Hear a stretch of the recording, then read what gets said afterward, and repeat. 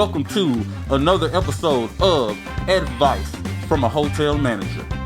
On today's episode, I'm going to tell you why you need to be careful when booking third-party reservations. Have you ever thought you booked a room at a prestigious hotel, you know, the Ritz or some shit like that, and they fuck around and book you at the whoop-de-whoop Inn? Where the fuck is that? Anyway, a lot of times when you all book reservations, you go straight to Google, no problem. But those third-party websites are at the very top of those search results. And you can see a little thing that says ad right next to those sites, meaning that they paid for those spots so that you can see those sites first.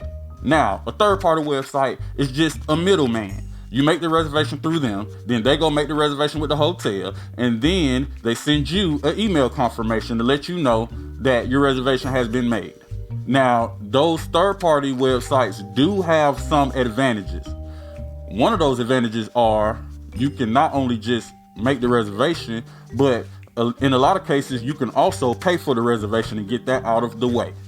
Now, when you show up to the hotel, you still have to pay a deposit. In most cases, the actual hotel only takes reservations. So when you're on the main hotel's website and you put your credit card information in, you're only making a reservation. A lot of people think that you pay for the room, but no. We don't charge the card unless you show up or you don't show up. Meaning, if you make a reservation and you don't show up and we continue to hold the room, then we charge you no show charge. That's why we get your credit card information. Also, another benefit of making your reservation through the third-party websites is you might want to book the flight, book the room, book the rental car, all in one walk.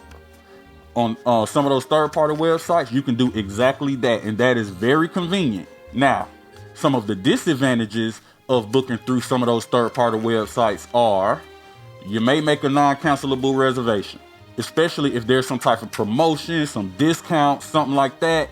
They may make the reservation non-cancelable. So if you do have a change of plans, something doesn't fall through like you think it will, and you can't make that trip, you can't get the money back.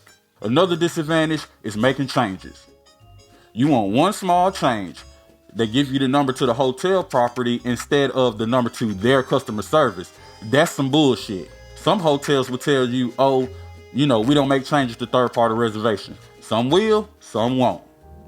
Now, you have to search for the customer service phone number to the travel agency that you made the reservation through. Now, you can do a quick Google search, but once you call that number, you on hold for a week.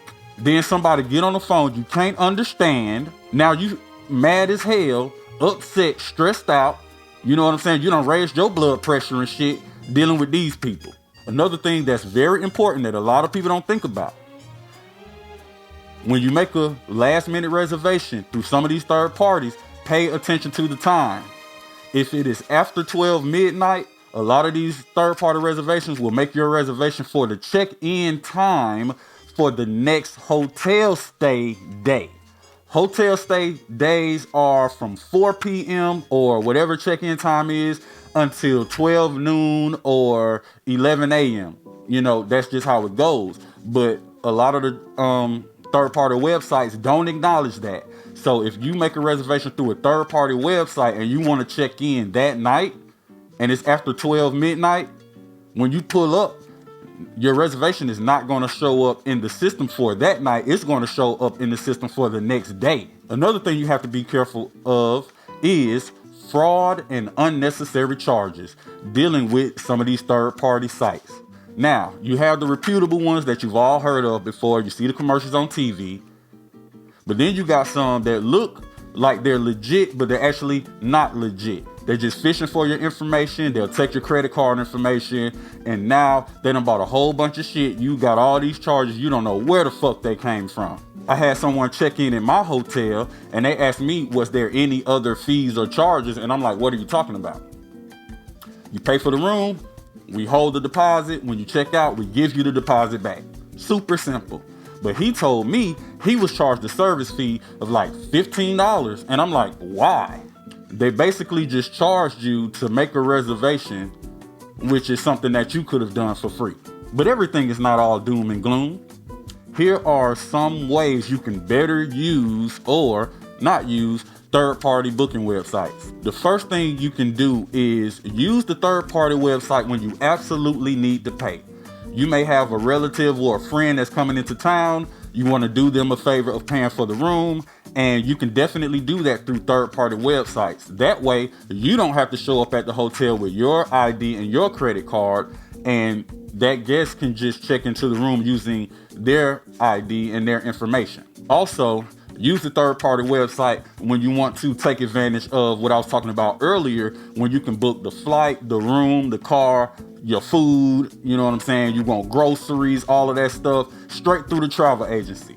Just joking about the groceries and shit, but you get my point. Or just go through the hotel directly. Now, you may not be able to prepay, but you know who you're dealing with? 9 times out of 10, the person that you talk to on the phone, you will see at the property.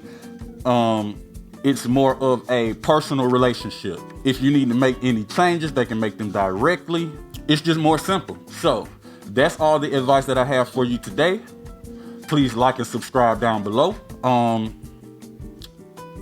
appreciate all of the love and support from the people who are following, from the people who have subscribed. I really appreciate it. I understand this may not be for everybody, but hey, it is what it is. I don't like certain things, I don't watch them. So hey, thank you for watching Advice from a Hotel Manager. Until next time, safe travels.